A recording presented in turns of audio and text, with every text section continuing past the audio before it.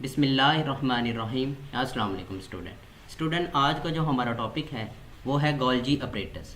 सबसे पहले तो हम देखते हैं कि इसको गोल्जी अपरेटस कहते क्यों हैं। क्योंकि गोल्जी अपरेटस को सबसे पहले डिस्कवर किया था एक इटालियन साइंटिस्ट ने, जिसका नाम था कमीलो गोल्जी।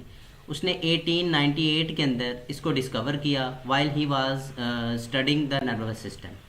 उसके बाद 1930 के अंदर इसको नेम दे दिया गया गोल्जी अपरेटस का। उसके बाद 1956 के अंदर इसी को हमने क्या कर दिया, गोल्जी कॉम्प्लेक्स का नाम दे दिया। अब ये ऐसी ऑर्गेनेलीज है जो तमाम के तमाम जो यूकैरियोटिक सेल हैं उनके अंदर पाई जाती है, मतलब प्रोकैरियोटिक सेल के अंदर ये नहीं पाई जाती। इसको हम सेल का पोस्ट ऑफिस भी कहते हैं। वो किस लिए, क्योंकि आपको पता है कि पोस्ट ऑफिस का काम होता है कि तमाम जितनी भी होती हैं पोस्ट वगैरह उनको इकट्ठा करते हैं वो, उसके बाद उसको उनके जो फाइनल डेस्टिनेशन होता है उस तक पहुंचा देते हैं। अब इसका काम भी ये है कि ये जो भी सेल के अंदर मटेरियल बनता है जिसने सेल से बाहर जाना हो या सेल के अंदर ही कहीं पे यूज़ होना हो, तो उसको ये क्या करता है, उसके फिनिश प्रोडक्ट के अंदर, मतलब उसके रोल के अंदर डिफ़ाइन करता है। उसके बाद उसको उसके जो फाइनल डेस्टिनेशन है उस तक ये क्या करता है, पहुँचा देता है। अब इसलिए हम इसको क्या कहते हैं, सेल का पोस्ट ऑफिस भी कहते हैं। अब ये है क्या, ये है कलेक्शन ऑफ मेम्ब्रेन्स है जो एसोसिएटेड है फिजिकली या फंक्शनली विद एंडोप्लाज्मिक रेटिकुलम। क्योंकि एंडोप्लाज्मिक रेटिकुलम के अंदर जो भी मटेरियल बनता है वो स्मूथ एंडोप्लाज्मिक रेटिकुलम के पास जाता है, वो जो एंडोप्लाज्मिक रेटिकुलम का ही एक पार्ट है।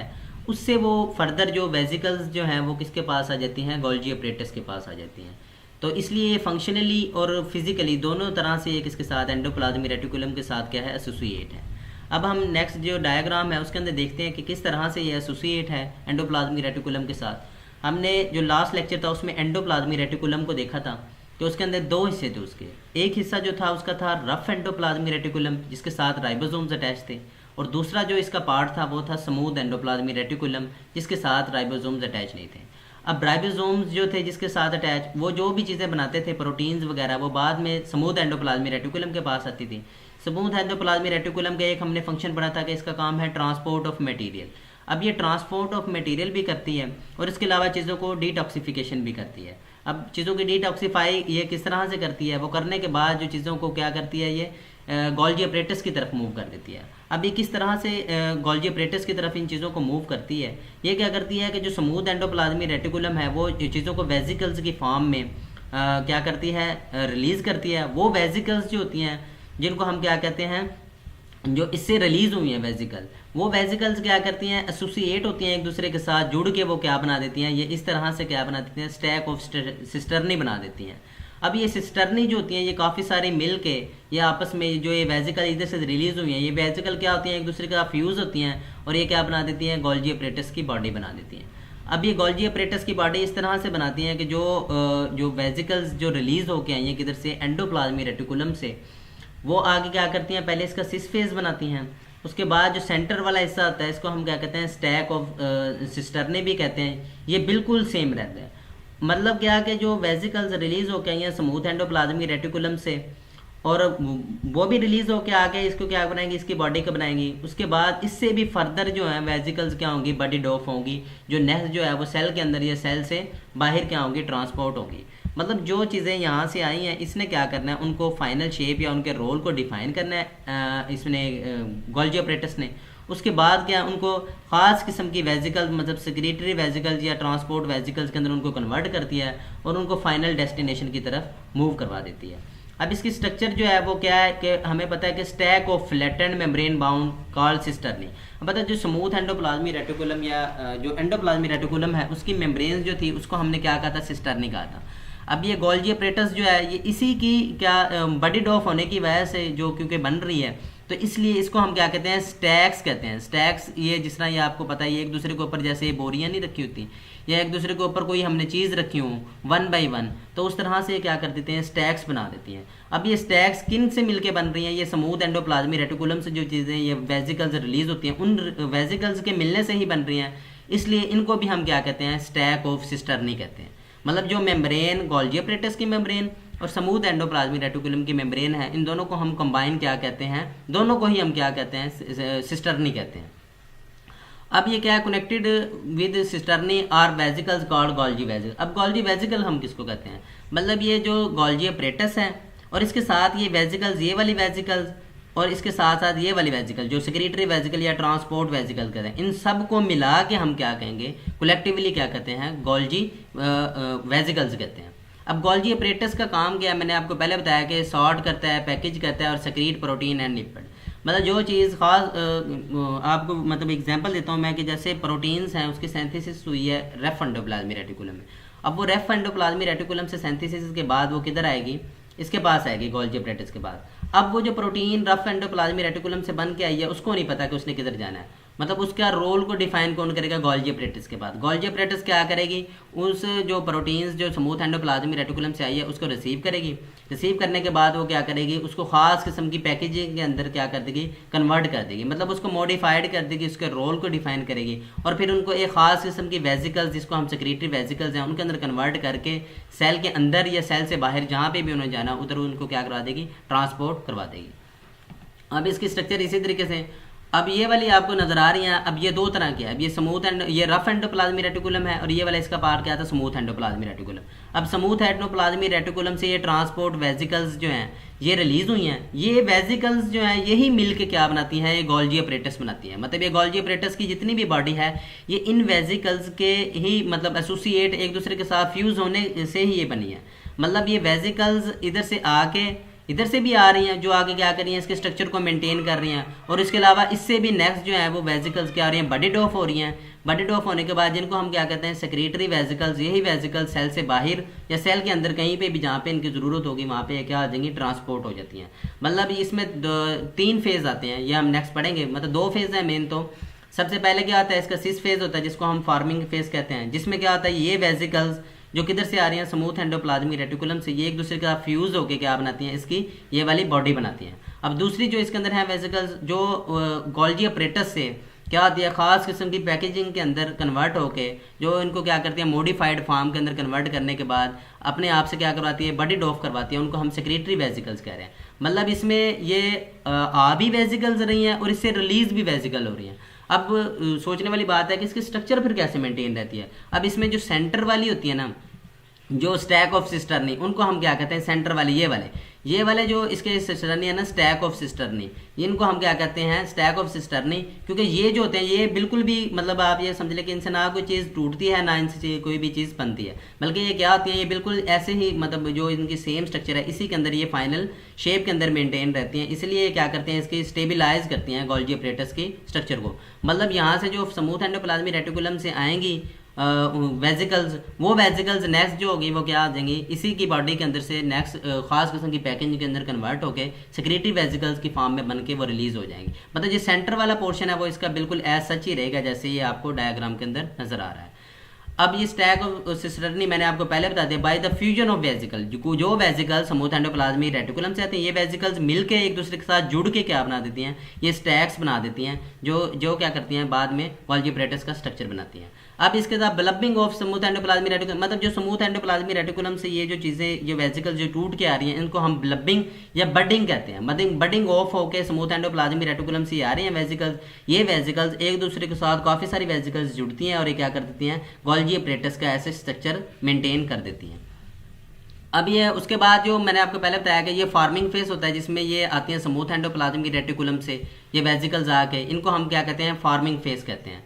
इससे नेक्स्ट जो है वेजिकल्स निकलती हैं जो इनको हम मैच्योरिंग फेस कहते हैं। ये फेज हम अब नेक्स्ट स्लाइड के अंदर डिस्कस करते हैं। सबसे पहले जो होती है इसके इनर कनकेव फेज है जिसको हम मैच्योर फेस भी कहते हैं। ये वेजिकल्स वो वाली वेजिकल्स जो किधर से, ये वाला फेज, जो फेज क्या होता है टुवर्ड द प्लाज्मा मेम्ब्रेन होता है वो इसका मैच्योरिंग फेज होता है या ट्रांसपोर्ट फेज भी इसको हम कहते हैं। लेकिन जो फेज इसका जो किसकी तरफ होता है, स्मूथ एंडोप्लाज्मी रेटिकुलम की तरफ होता है, उसको हम क्या कहते हैं, सिस फेज कहते हैं या फार्मिंग फेज कहते हैं।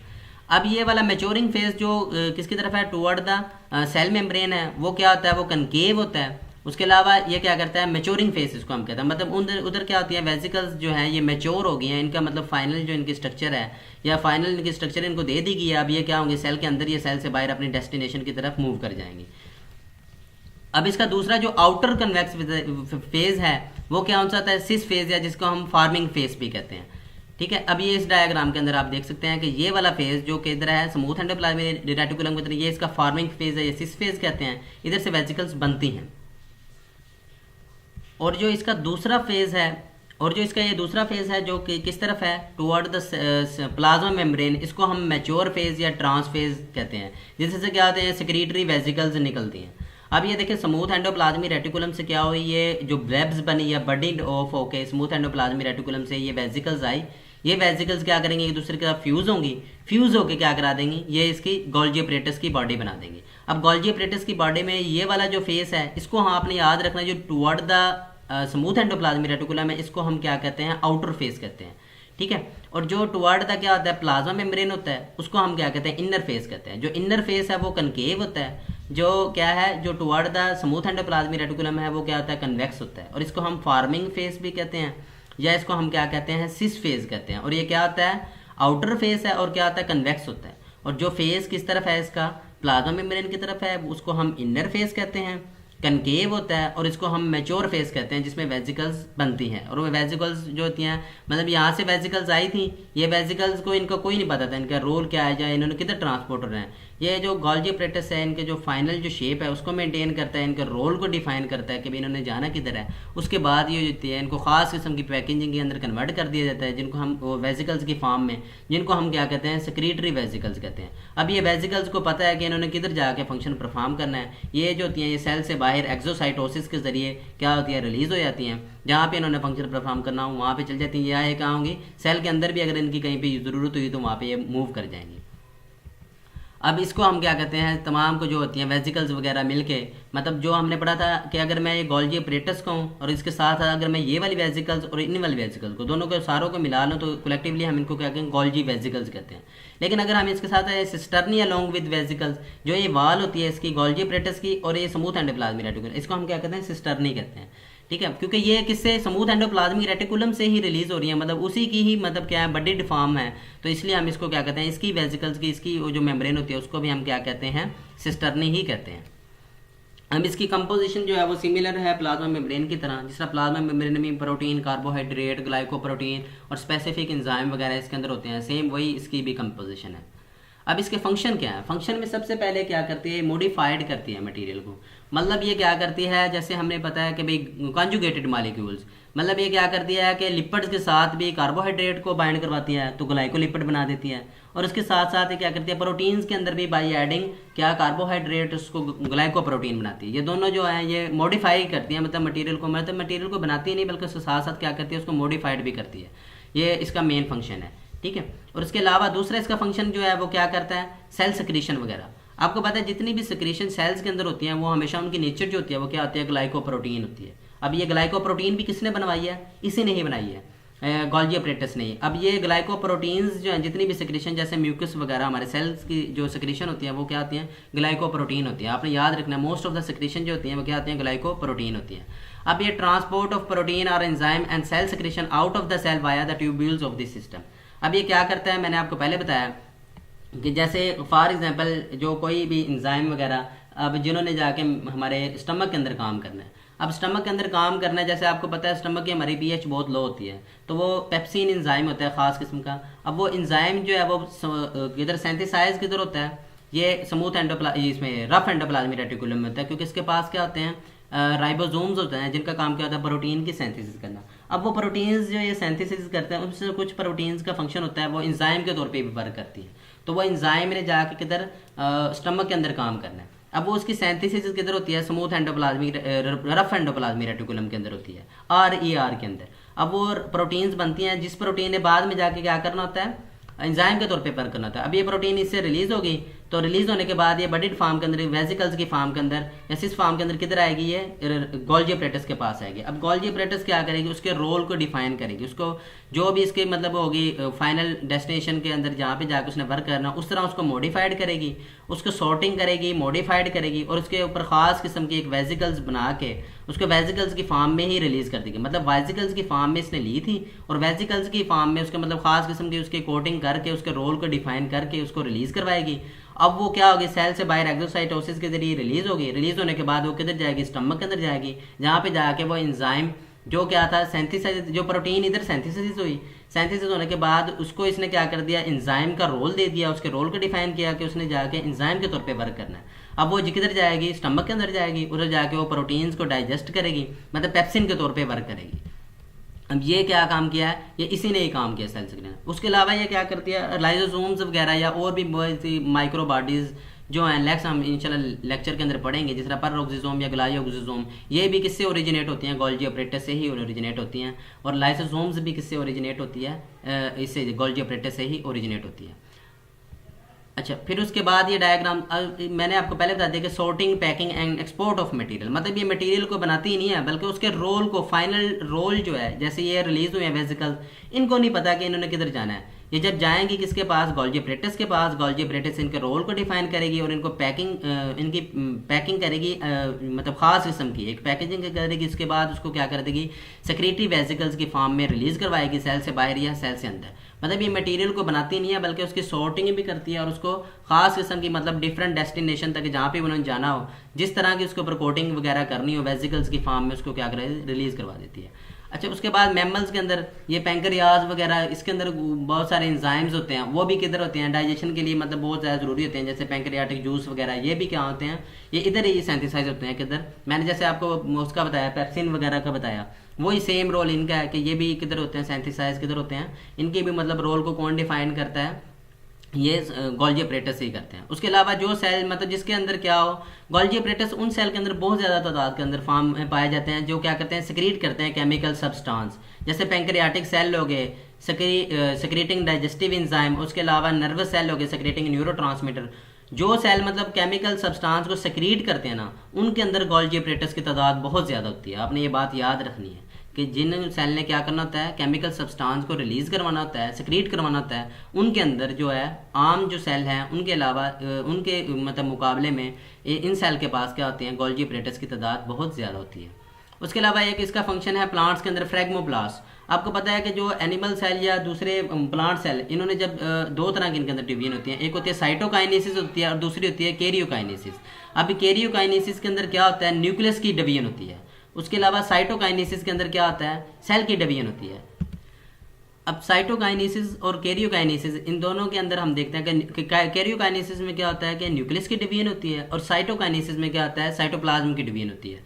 अब इन दोनों के अंदर क्या होता है, जैसे एनिमल सेल्स के अंदर जब सेल ने डिवाइड होना है तो उससे पहले क्या होता है, न्यूक्लियस की डिवीजन होती है, मतलब कैरियोकाइनेसिस होती है, उसको फॉलो कौन करती है, साइटोकाइनेसिस। बाद में क्या होती है, सेल की डिवीजन होती है, ये सेल इस तरह से क्या होते हैं, इन्वेजिनेट होती हैं इनकी मेम्ब्रेन, और क्या होते हैं, एक से दो सेल बन जाते हैं। लेकिन आपने याद रखना है कि इनकी जो इन्वेजिनेशन होती है ना, वो इनवर्ड होती है, मतलब दोनों साइड से इस तरफ को मूव करेगी, मतलब अंदर वाली साइड की तरफ मूव करेगी, इस तरफ से भी और इस तरफ से भी।